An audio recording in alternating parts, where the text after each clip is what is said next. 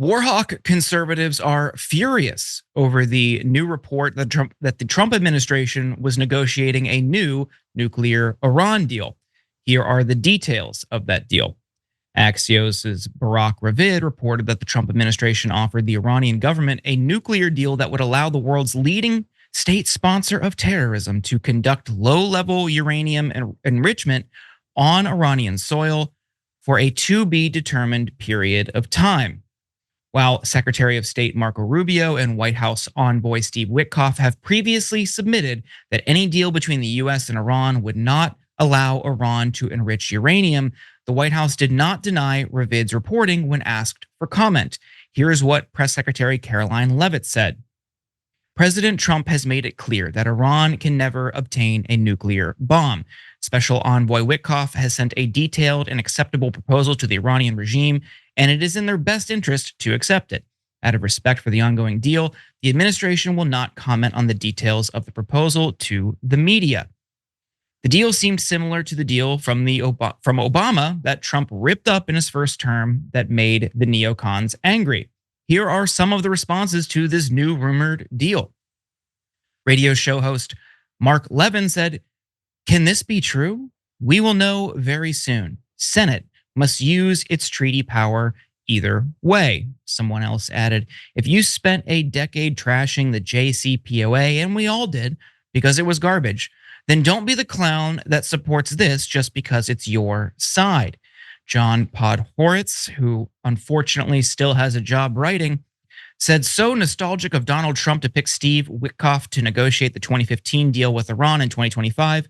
These guys are great negotiators, if by negotiating you mean being too stupid to know you're being taken." They had nothing to worry about, though, allegedly, because after seeing the reporting, Trump posted this. "The auto pen should have stopped Iran a long time ago from enriching. Under our potential agreement, we will not allow enrichment of uranium." Now, there are a few ways of looking at this trade. I want to bring you in here to see how you understand it, what you think of it. You could say we should normalize relations with Iran. We should push for diplomacy, even with what some people in politics call the leading state sponsor of terror. Then there's another camp that says, no, we can't trust them to enrich uranium, even if it's just for purportedly energy, because eventually they could make weapons with it. Where do you fall in either of these camps, or is there another way of looking at it that we're missing? Oh, I'm definitely not the guy to offer up a third, unspoken point of view on like nuclear geopolitics internationally or whatever, or the state of Iran or nothing. I'm more of a, at home type of bitching is more my speed. That's the things I like to complain about. Because I generally I think diplomacy is, good, and is something we should strive for to normalize relations with as many people as we can. But I'll certainly understand how, you might be wary of trusting Iran. But I think that Bonchi or whatever that guy was, one of the tweets you read that, called them out ahead of time for, what I was going to say is this is just kind of further evidence that the only thing that if you're a MAGA person, if you're a Trump fan, a thing is good if he does it, and a thing is bad if one of his enemies does it or had done it, like Obama or anyone on the left. But obviously, plenty of these neocons are keeping it 100 on this particular matter, I guess, and calling him out for the hypocrisy anyway. So, I don't know. I think generally speaking, when Obama did this at the time, I was like, well, that's cool, I guess, as much as I understood it. So, in keeping what I just said, I feel like if they do make a deal with Iran, then I'll kind of have to at least sort of be okay with it, if for no other reason than trying to avoid hypocrisy. Yeah. I think in general, we could all benefit from having more diplomatic relations around the world, regardless of who it's with. I think a chilling effect with all of these increased tensions would benefit humanity, would benefit the country, would benefit everybody. And I really worry that what could be seen, and I don't think it would be as great as it could be. And I don't think it would be some sort of robust diplomatic olive branch under the Trump administration.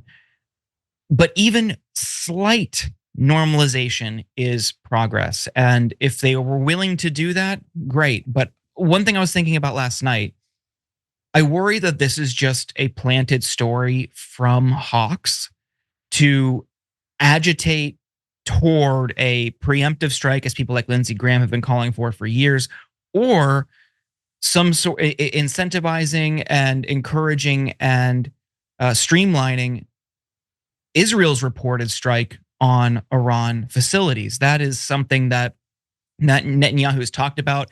Some people speculate it could happen in weeks or months. This story, I fear, the more I think about it, could be used for other purposes to inspire or encourage some sort of preemptive strike on Iranian facilities. And I think that would be devastating and also escalating, especially when it comes to who some of Iran's allies are. And this isn't to say or paint them all in a positive light, but you're going to risk further escalation in an already hotbed region. And I don't think that that's something that should be encouraged or is a desirable outcome here.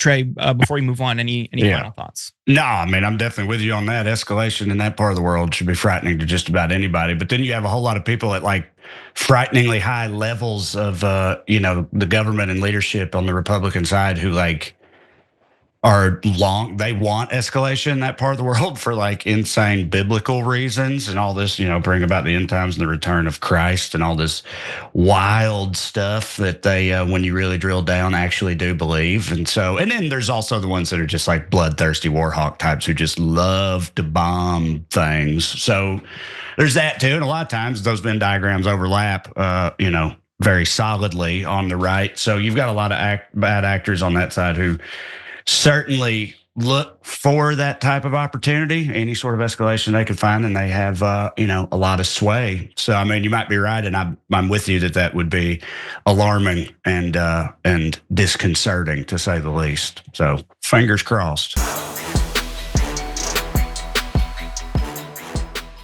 If you enjoyed that, then make sure that you never miss another video by subscribing. And if you want a little more, consider hitting the join button and becoming a member. So you're probably wondering, why would I do that? Well, when you do that, you get access to bonus content that I make every single week, and it's a lot of fun. You get custom emojis and more. If you join at tier 3, by the way, you even get access to a monthly member hangout with myself. And you'll get all that going forward, but you'll also unlock years of the back catalog that is literally 100 or more bonus clips and top 10 lists and debates and more. So what are you waiting for?